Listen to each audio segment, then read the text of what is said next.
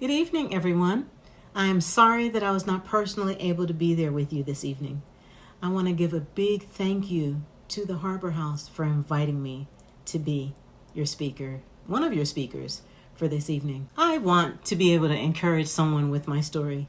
My name is Muriel Bissainthe. I'm originally from Brooklyn, New York. I'm a first-generation Haitian American.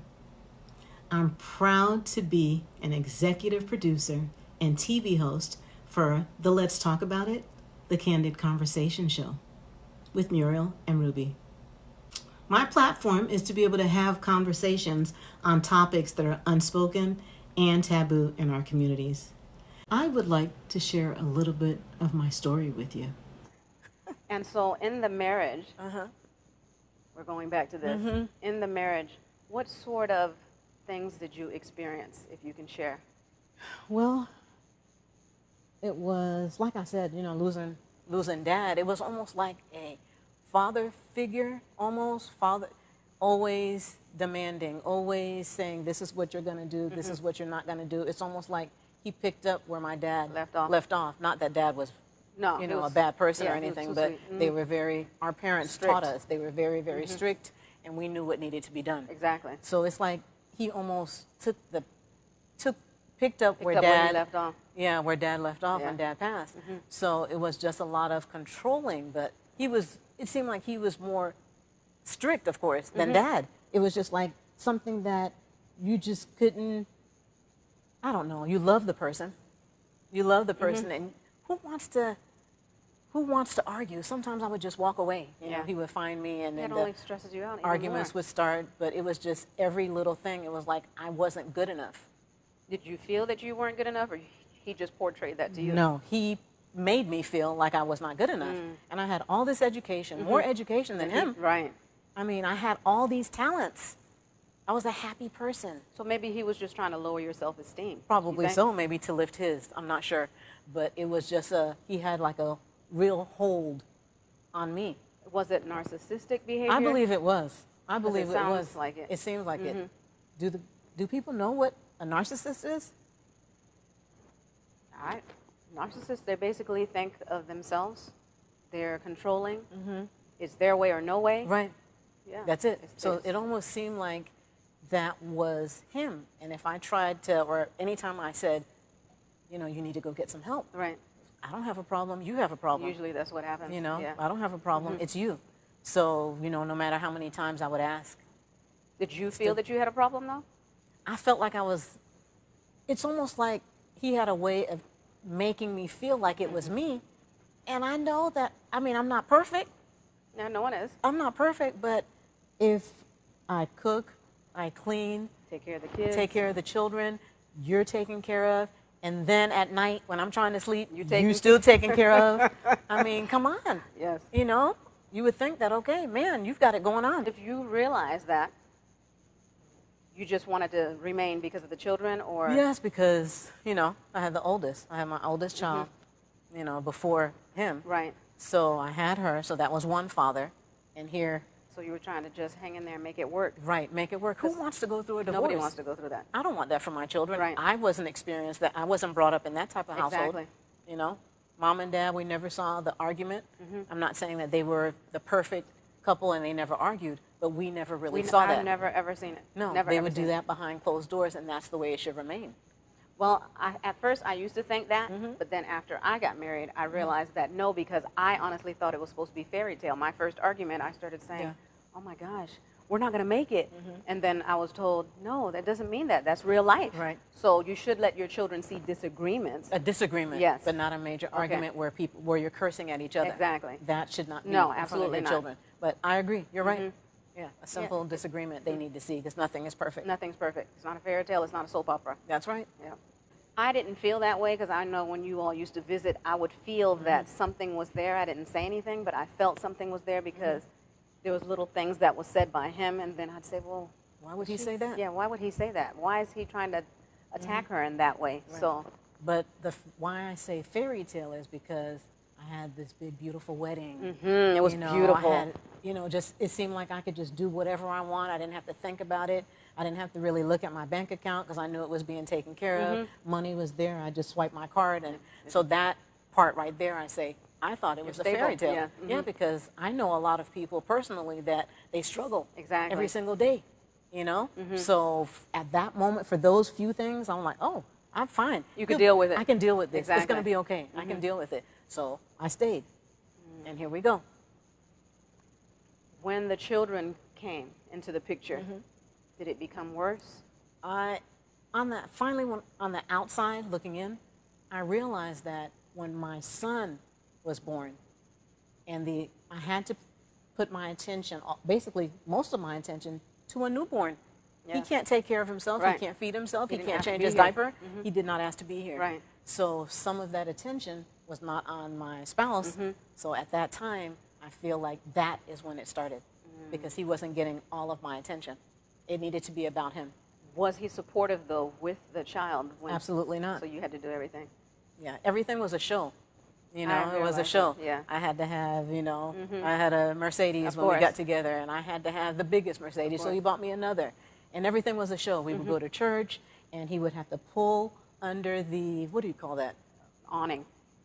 Had to pull there, come open the door for me, help me out, basically like carrying me out of the car, get the children out, drop us off, you know, like the good husband should. Of course. But what was happening in the car, or in the car, before we even got out, oh my goodness, believe me, it was nothing, it was nothing nice.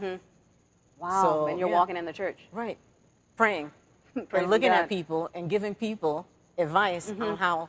Yeah, I remember that. A lot of advice was always given. Yeah, you need, and I would always say, why don't you take and use some of your own medicine? Oh, wow. You're preaching, you're telling people all of this, but then you're not using any of it as well. You're not using it. Practice what you preach. There you go. But, you know, he was just, he thought he did no wrong, so. What was the final breaking point, you feel? Well, let me say that about 2 years later after having my son, and I realized that I don't think that I just can't do this.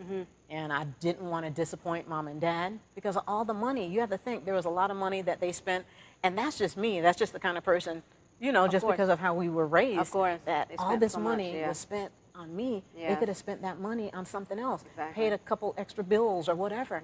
So I just said, I think I could do it. Let me just try. And then finally, from going, you know, hyperventilating, having anxiety attacks, panic attacks, I'm like, listen, I have to value myself more. Absolutely. I have to value myself more. So I'm like, I can't do it anymore.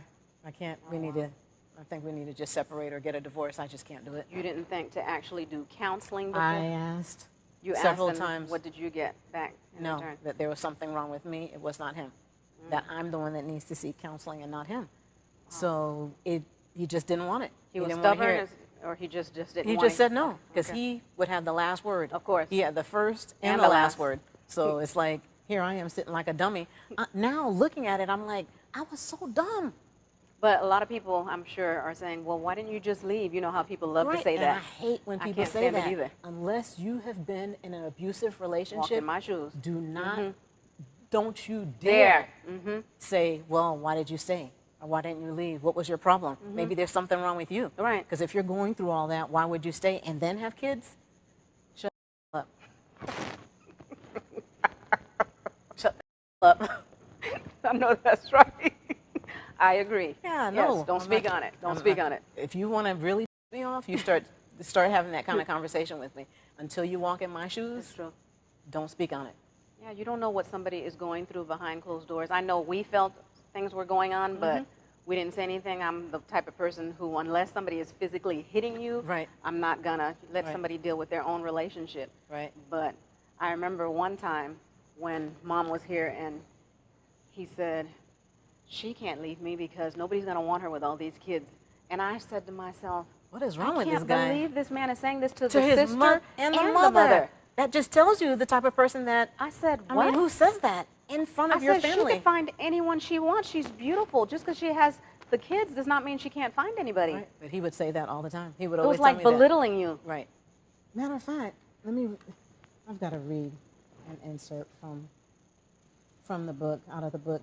If you leave me, no one is going to want you with kids, so you may as well just stay. And that was just all the time. all the I time. don't know why he felt that way, though. Just because you have kids does not mean that you cannot find another partner. Because that's how some people want to cripple you. They want you to stay and deal with whatever. They want you to deal with the negativity, the abuse. They want you to deal with that. Getting pretty low on time. I don't know if you wanted to share anything with the viewers regarding domestic violence, regarding anything else that's personal. Yeah, really just, honestly, if I can do it with 3 small kids, I'm not saying that I'm just so different and I'm so special and I'm all that, because I'm not all that. But if I can do it, you can do it too. You can contact the domestic violence hotline. I know Harbor House. There's so many agencies and companies that help. There is so much help available right now. Do not be scared. Call the police. Run to a neighbor. You know, if you trust or if you want to involve your family members, call your family members. My sister has been my crutch throughout this whole situation over all these years. I don't know what I would do without her. So you've got to find that person. You've got to find that help. Get out. There is life after divorce. There is life after bad marriage. There is life after an abusive marriage. There is life. I'm here. I'm proof.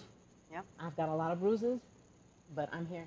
You're here. You're still standing. Yes, I'm still standing. My final question, because we got to hurry up and get out of here. Have you forgiven him?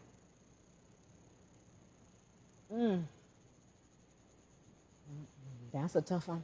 It really is. That is really a tough one because, you know, most people, the man ends up turning around and showing that, you know what, they're empathetic, they're willing to help, you know, take care of their children. Right. But he has not, Yeah, that never happened. It's never happened. You know, picking up your kids once every 2 months, that's not, no, you need to be there for your children. So they'll take that with them. That's something that hurt, that they'll take with them for the rest of their lives. And I hope that when they become adults, that they, as parents, are there for their children. I'm not telling them to stay in a bad relationship, but I hope that they are there for their children. It's very, very important. Yeah, I'm sure they will, because they've had great examples from both sides of the family, so I'm sure that they will. Yeah, I hope so. And I just want to say thank you for sharing your heartfelt story with everyone. Yeah, I wish I could really say more, Yeah, you know, but I think that I believe I said. Yeah, you said what you needed to say. Yeah, and we thank you, and Yeah, thank you, sis. I love you. love you too. If you would like to get in contact with me, you can reach me at onlymuriel.com.